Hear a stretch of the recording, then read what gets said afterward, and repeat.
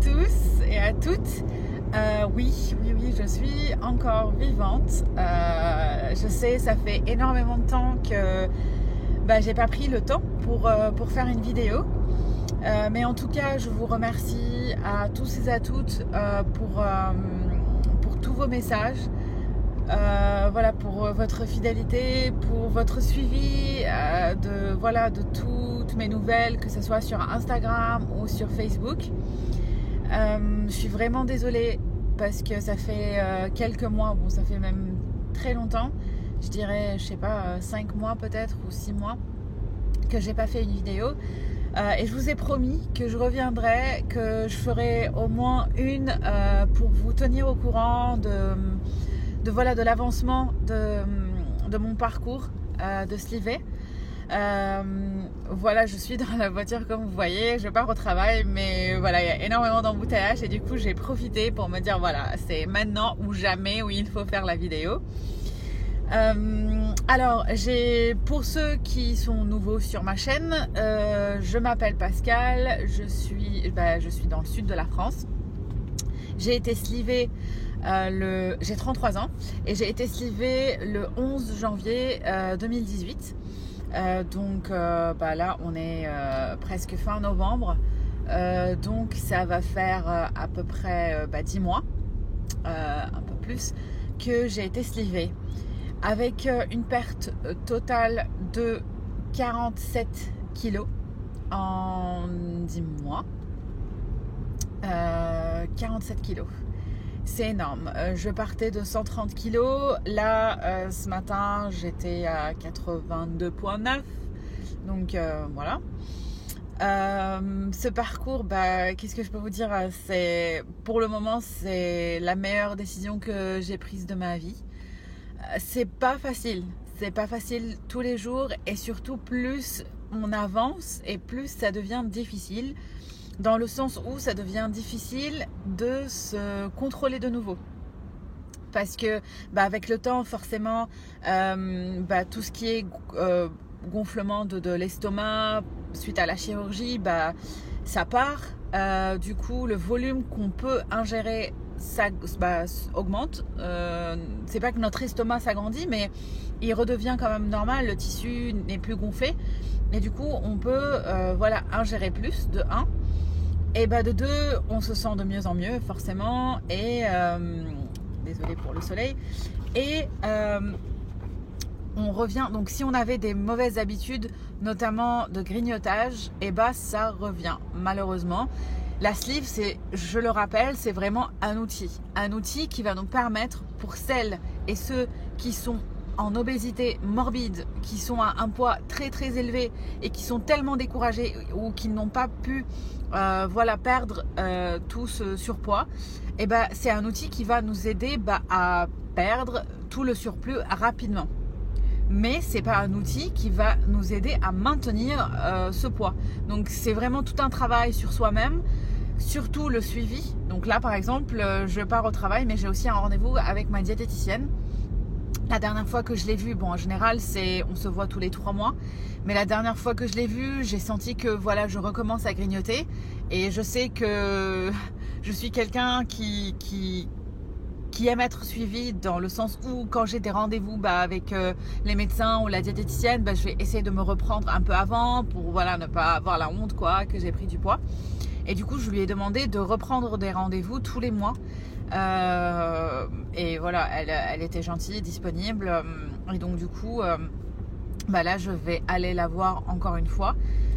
Et je la revois encore en décembre. Donc on est en novembre et je la revois en décembre avant les fêtes. Pour contrôler un peu, pour essayer de voir qu'est-ce que je peux faire pour le grignotage.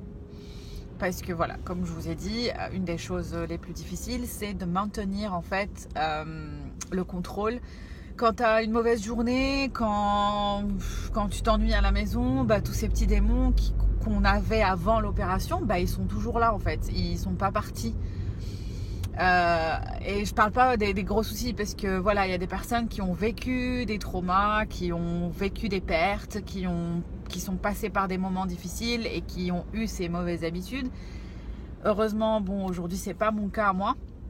C'est juste par ennui et par habitude et par gourmandise que je grignote.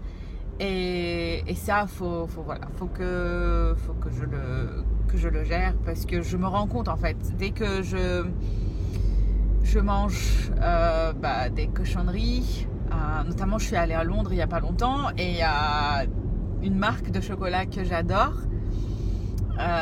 que donc du coup je me suis prise genre une quinzaine de tablettes quoi.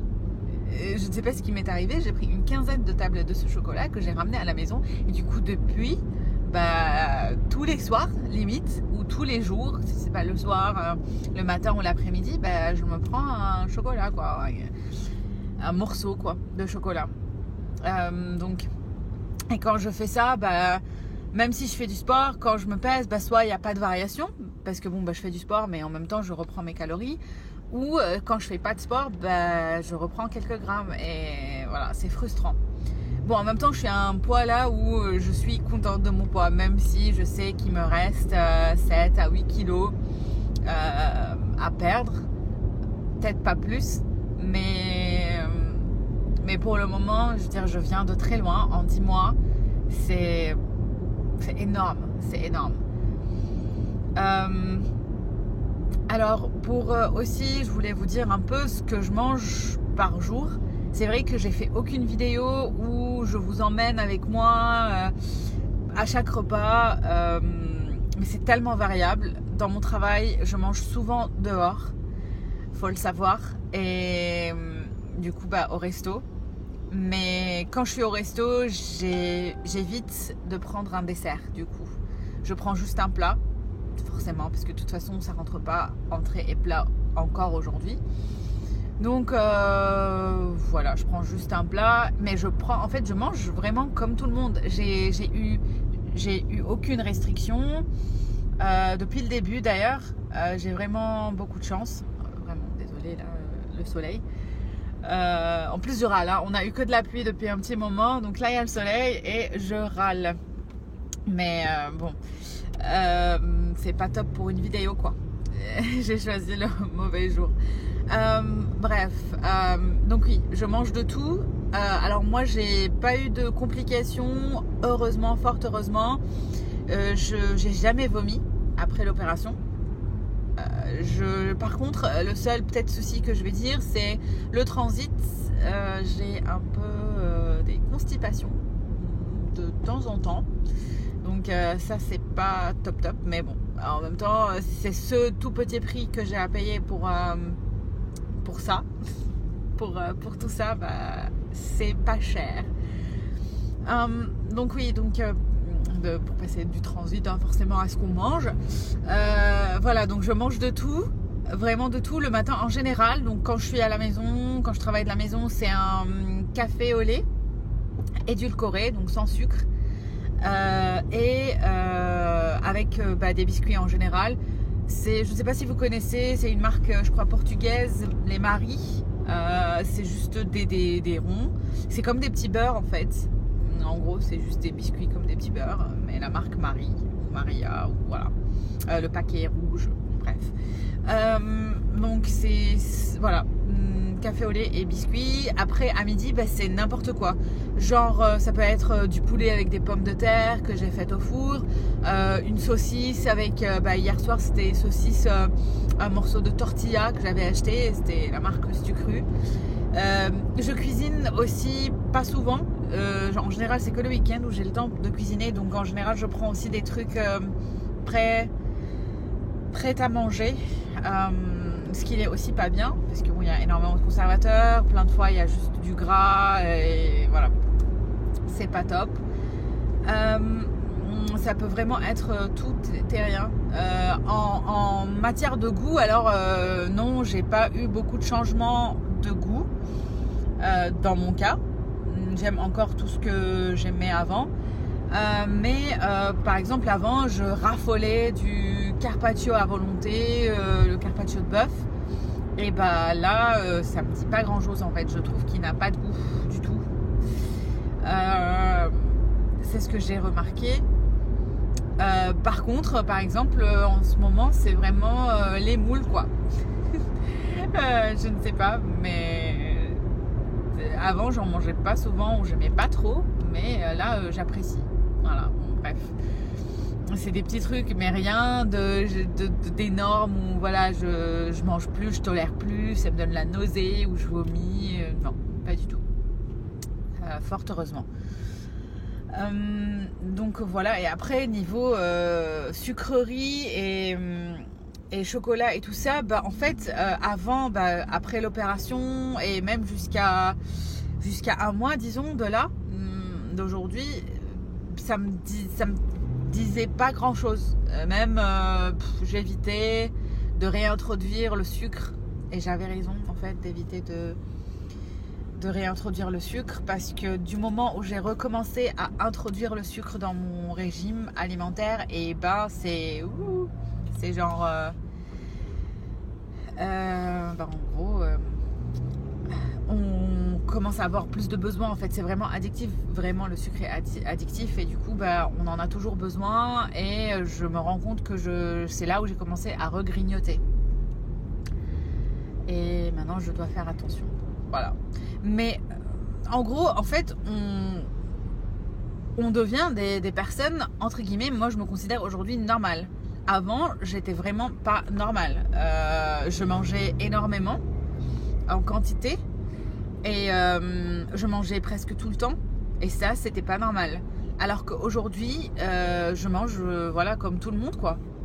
Les quantités presque limite, je vais dire oui, des quantités normales aussi. Genre, j'arrive à manger une demi-cuisse avec des pommes de terre.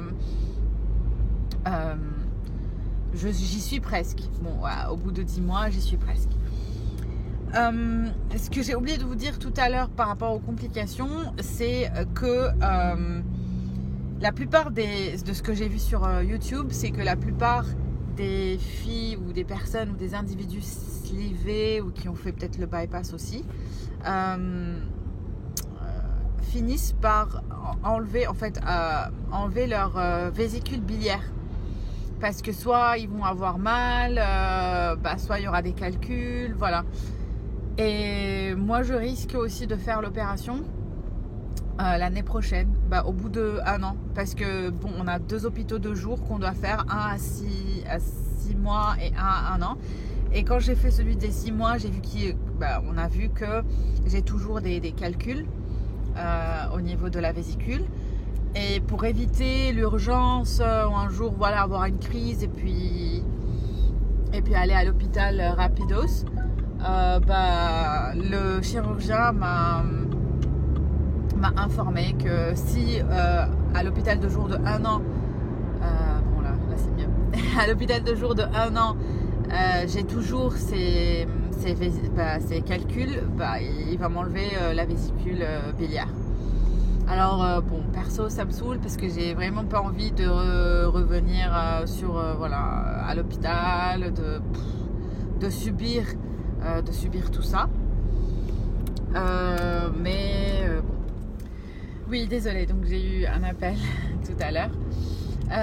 Donc oui, je vous parlais de la vésicule biliaire, et donc il y a un risque que le chirurgien décide de me l'enlever en janvier ou février 2019. À part ça, le sujet aussi que je voulais vous parler, c'est la peau, parce que c'est des questions, je pense, qui reviennent assez souvent dans la communauté. Alors oui, forcément, avec 47 kilos perdus, j'ai de la peau qui pend, qui se relâche. Alors surtout pour moi, c'est au niveau des bras, et j'ai un petit tablier au niveau du ventre. Je vais essayer de prendre des photos et de les mettre sur Instagram et sur Facebook. Donc n'hésitez pas à me suivre si c'est quelque chose qui vous intéresse. Je mettrai dans la description mes coordonnées. Donc voilà. Mais alors, est-ce que je vais faire l'opération? J'en sais rien. Peut-être éventuellement. Pas bientôt surtout. Je me dis que forcément je voudrais avoir des enfants, et donc je vais attendre après. Je veux dire, ça sert à rien de faire l'opération du ventre si après je vais retomber enceinte. Et après vraiment ça dépend, parce que pour le moment bon, ça me gêne pas plus que ça, c'est pas dramatique. J'essaye de faire du sport, et en faisant du sport, honnêtement, surtout au niveau des bras, ça aide, même si c'est que de la peau. Mais le fait de développer le muscle, bah ça aussi, ça tend la peau aussi. Et niveau sport, bah j'en fais pas souvent, j'avoue, c'est genre une fois, des fois maximum 2 fois par semaine.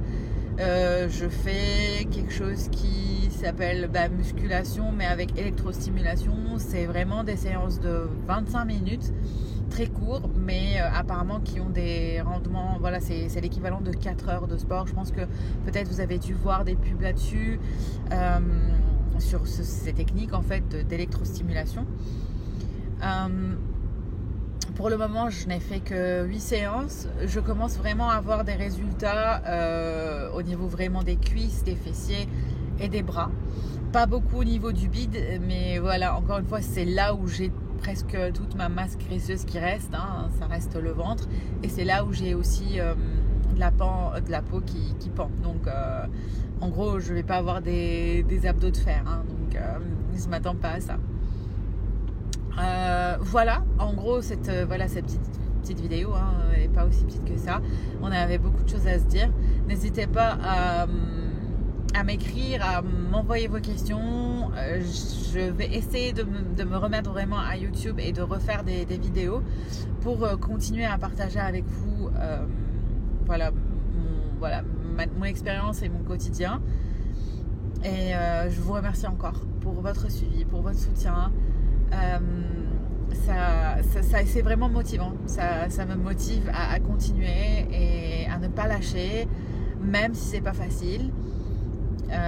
Mais pour celles ou ceux qui continuent à hésiter, prenez le temps de réfléchir. J'ai vraiment pris 3 ans pour prendre cette décision, parce que c'était vraiment pas facile pour moi. Ça reste une opération lourde, ça reste une adaptation, surtout au début en fait, surtout la première phase, le premier mois, les 2 premiers mois, c'est pas évident, mais après on s'adapte, et les résultats, la majorité des cas, hein, je ne vais pas dire pour tout le monde, parce qu'il y a des personnes qui n'ont pas eu des résultats très magnifiques ou très satisfaisants, où ils s'attendaient mieux mais ils n'ont pas eu ça. Après, ça dépend vraiment de chaque personne, de chaque métabolisme et d'une assiduité en fait. Et voilà, c'est très important, le suivi aussi. Continuez à voir vos médecins, vos diététiciennes, ils sont là pour ça, pour vous motiver. Donc, c'est tout ce que je voulais vous dire moi aujourd'hui. Encore désolée pour la luminosité, le soleil, mes lunettes aussi, j'aime pas parce que vous voyez pas mes yeux, mais bon, la prochaine fois peut-être je serai chez moi et je serai mieux, mieux. En tout cas, je vous fais de gros bisous et passez une bonne journée.